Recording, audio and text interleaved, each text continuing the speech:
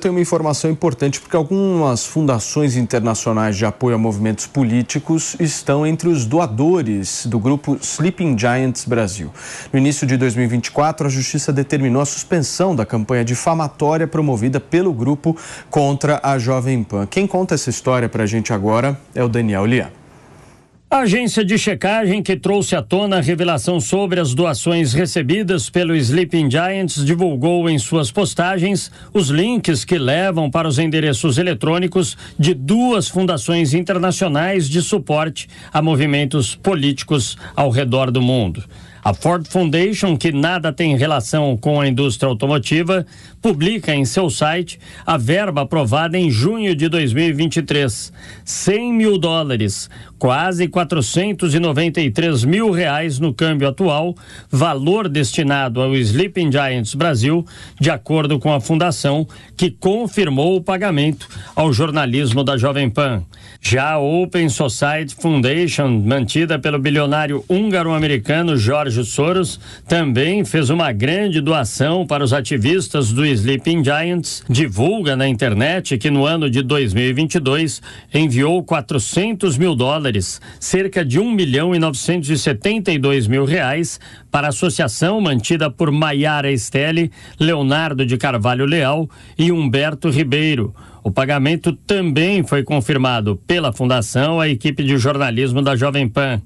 Em conversão atual, as duas doações da Ford Foundation e da Open Society Foundation equivalem a aproximadamente R$2,5 milhões. O advogado constitucionalista e criminalista Adib Abduni questiona o uso dos recursos para ataques com viés político.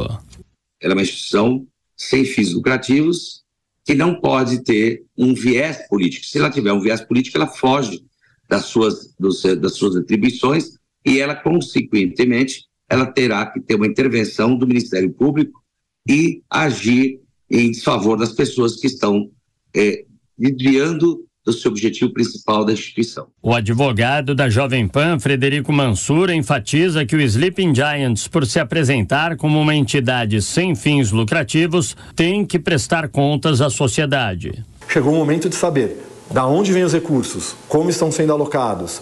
Não podemos esquecer que, por ser uma associação sem fins lucrativos, há uma isenção tributária. A associação sem fins lucrativos não recolhe imposto de uma forma que é simplória.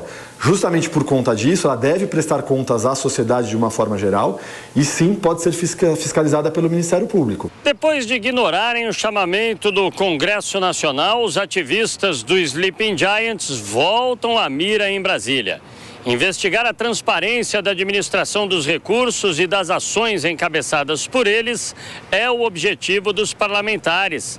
Há em andamento um estudo na Comissão de Comunicação do Senado e um novo requerimento para convocar os representantes do grupo será protocolado na Comissão de Fiscalização e Controle da Câmara logo após o recesso parlamentar. O deputado federal do União Brasil de São Paulo, Kim Kataguiri, ressalta que a legislação brasileira é muito clara quanto à parte que veda financiamentos de grupos estrangeiros em entidades que possam interferir na política nacional. A nossa legislação proíbe qualquer tipo de financiamento internacional, de influência internacional em instituições que atuem no processo político eleitoral brasileiro. O senador Rogério Marinho, do PL do Rio Grande do Norte, pede celeridade nas investigações. Nós oficiamos à Receita Federal um pedido de investigação para verificar se há algum ilícito, alguma utilização indevida dos recursos, bem como representamos junto ao Ministério Público, né, o MPF lá de São Paulo, né, e também o Nacional, para que se verifique se há algum indício de improbidade.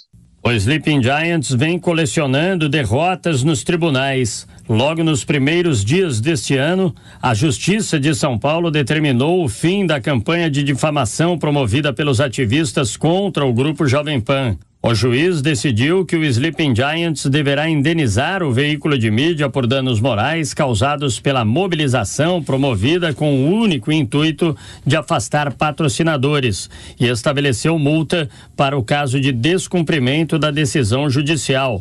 Na sentença, a Justiça também obriga as Big Techs a fazerem a remoção de todos os conteúdos da campanha contra a Jovem Pan, que é um grupo com mais de 80 anos de história. Além disso, os ativistas também deverão arcar com os custos do processo. Em novembro do ano passado, o Tribunal de Justiça de São Paulo determinou, após votação unânime em plenário, que a campanha difamatória do Sleeping Giants Brasil contra a Jovem Pan nas redes sociais era ilegal. O colegiado, formado por 3 desembargadores, decidiu à época pela interrupção das ações dos ativistas, com penalidade de multa estabelecida para cada evento ou novas postagens, com dizeres que objetivassem desqualificar o grupo de mídia. Em outra derrota pesada para o Sleeping Giants na Justiça em julho passado, o juiz Marcelo Augusto de Oliveira, da 41ª Vara Cível de São Paulo, determinou a extinção de uma ação movida pelo grupo contra Google, Telegram, Twitter, Facebook e Spotify, em que pedia que as gigantes de tecnologia se retratassem por suposta manipulação de buscas e da opinião pública em publicações contrárias à PL das fake news. O juiz determinou e redigiu na sua decisão que o Sleeping Giants, abre aspas, não tem poder para falar em nome dos interesses públicos e dos consumidores por atuar com intenção ideológica e viés político próprio.